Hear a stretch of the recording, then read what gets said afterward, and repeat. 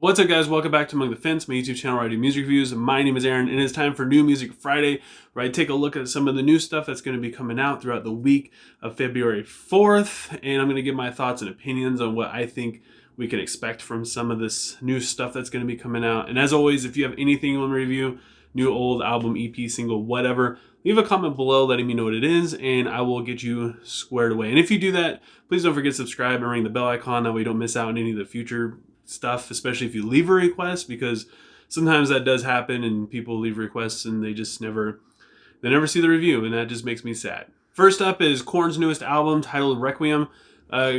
Honestly, Korn is very much one-dimensional. They kind of back themselves into the new metal box, and they don't really seem like they care too much to leave it anytime soon. It's pretty easy to predict what this album is going to sound like because of that. The singles they've been okay so far. I mean, it's basically what we could expect from Korn, but I am interested to hear like the lyrics and just to see where the atmosphere of the album goes after Jonathan Davis lost his wife and his mother while he was recording their last album, The Nothing, which was very dark and just a very sad album. And that was before all that even happened. So I'm just curious to see how the mood is going to swing. Is it going to be darker than The Nothing? Is it going to be lighter than... I don't know. Yeah, I'm just curious to see where the subject matter is going to go with it. Knuckle also releases their newest EP titled Disposable Life. I'm very much excited about this because it's been a while since I've done a review on a pop punk band, specifically one that I know that I already like. And I gotta admit that I kind of miss it. And not to mention the singles from this EP have been kind of promising. And I haven't done any like deep dive on any Knuckle stuff before. And I know a lot of you guys are fans of the band. So yeah, I'm very much looking forward to this as well. I think it's going to be, I don't know, from the singles, I'm assuming it's not going to be as punkish. I'm kind of assuming it's going to be a little bit more pop. It sounds like it might be a little bit more mellow as well. But I'm hoping we got some songs on there that bring the energy too. We get a new track from The Devil Wears Prada titled The Watchtower. After the disappointment that was their last album, The Act, I feel like this band has really done a good job at bouncing back, at bringing something more original, a little bit more diverse, and kind of adding in their own sound with some very good sounding singles.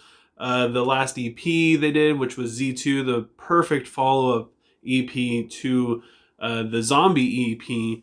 I just really hope they continue that metalcore thing, because The Devil Wears Prada has a very specific sound that you could point out anywhere, and when they do it right, it sounds so good, and when they do it wrong, it's like, what are you listening to? And specifically the lyrics as well. I feel like they're putting a lot more effort into lyrics, everything. They're just doing a better job all around, which is great to see, because I mean, after The Act, I didn't have much hope for the band if they continued in that direction. Arch Enemy releases another single off their upcoming album titled Handshake with Hell. After the first single they released, which was House of Mirrors, I was just extremely impressed. I've been kind of venturing down the whole female vocalist road for quite some time now, trying to get more into it. Their vocal tone and ranges, it's just kind of hard for me to listen to a female vocalist with distorted vocals for more than like 3 or 4 songs just because of the tone. But it's been growing on me a lot more. I think it's because I've been listening to a lot more Ginger, and then with Spirit Box's Eternal Blue, it just sounds so good. And honestly, Arch Enemy, they're working their way up to a favorite of mine for sure. They sound so good. The rhythm pattern in House of Mirrors is fantastic, and I just really hope that they continue with that sound on Handshake with Hell, just because it's so brutal, and the vocal tone is fantastic. The clean vocals are great. The chorus was amazing. I just can't give it enough praise. After, for some reason, not being that into it all that much, I'm pretty excited about it. We get a new single from Hollow Front titled Comatose. Just give me that good old metalcore. I've overlooked this band a few times with a couple of their releases and albums. I'm very stoked to be able to do a review on this whole album though when it comes out, because I missed the last album when it came. I just didn't get a chance to review it. People asked me for it, but it just didn't really seem like it was getting all that much traction, and people weren't that interested in it when I was asking them about it. And I didn't really know the band that well, so I just kind of overlooked it. But now that they're coming out with new stuff, I've been getting more and more into them. And I love what I'm hearing so far. I'm getting a lot of different influences. The main one to me seems to be the ghost inside, which I'm absolutely here for. Mostly in like the distorted vocals and the delivery and the guitar. Actually, a lot of it, I guess. But it's only on a couple songs, because then other songs completely gone.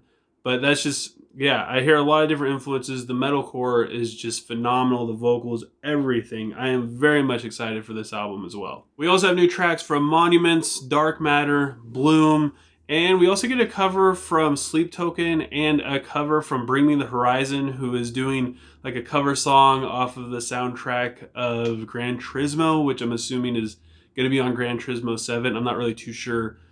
Like, it's an instrumental cover, so I'm not, or the song is originally instrumental, so I'm not sure if they're going to do vocals. I don't know what they're doing with it. It wasn't really enough for me to think that there's going to be a new album or anything coming out, anything like that. But that's pretty much it for New Music Friday. If I missed anything, because there was quite a bit of stuff that came out that you're excited about, leave a comment below letting me know what it is so I can give it a listen and discover some new music. And while you're down there, of course, let me know what else I should review next. If you enjoyed this video, don't forget to give it a like. And if you want to help support me and my channel, and you just happen to like what you see here, please consider subscribing and ringing the bell icon. And I hope you have a good rest of your day or night, whenever you have been watching this, and I will talk to you guys next time. Requiem. It's Requiem. You guys don't understand. Ever since Requiem for a Dream came out when I was a kid, I was calling it Requiem. Requiem for a Dream. And I never realized I was saying it wrong until I wrote it down on my notes here that there's no R. It's not Requiem, it's Requiem. And it sounds weird. It doesn't sound right. I was trying to keep me lying on. My parents said to save me. Years gone by, turning over, ignoring every day. Said to convict me.